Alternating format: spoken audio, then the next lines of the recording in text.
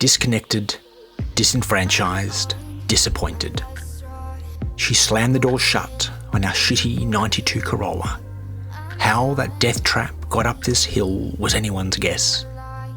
She'd been enraged at me for precisely 27 hours, and I couldn't decide if I was counting up to the next outburst or counting down for a truce to be called. Whatever it was, for some unknown reason, she accepted my invitation to the falls. These days, she never missed an opportunity to point out my weaknesses, so perhaps this was simply her maintaining the status quo. Our counsellor told us that intimacy was telling the truth and being accepted through that truth. On reflection, we both got at least half of that equation right. What are you smiling at? Her eyes threw daggers, giving enough contact for her words to hit her target. I brushed off her comment. I'd loved her long enough to know there was no wrong answer, and there absolutely wasn't a right one. The uneven path caused her to peel her eyes away from her social media wall, the wall of false expectations and hopes she'd built to evaluate my many, many deficits. A wall without a mirror. Beautiful view, I breathed in the beautiful mountain air, the million shades of green, the peaceful way the rainforest cools the temperature. Far be it for her to agree with me on anything. She huffed, not in agreeance, but mere acknowledgement. Even in her rage, I found her completely stunning.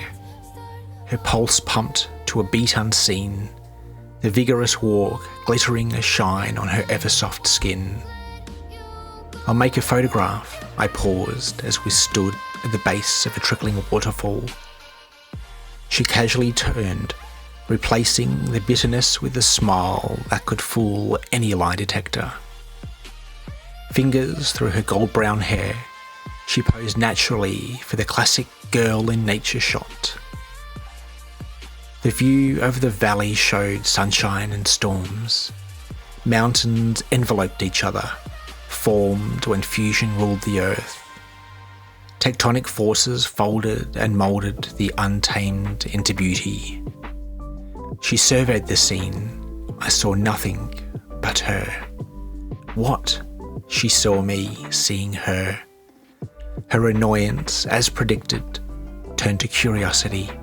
"I know what you're doing, Ace," she continued. The walk, the view, my silent patience had softened her partially justified anger towards me. "Don't," she tried in vain, to hold on to the tension, now melted by a twinkle in my eye and a twitch at the corner of my mouth. Eyes locking, hearts skipping, then beating together, hands reaching out, holding one another. "Marry me," I smiled.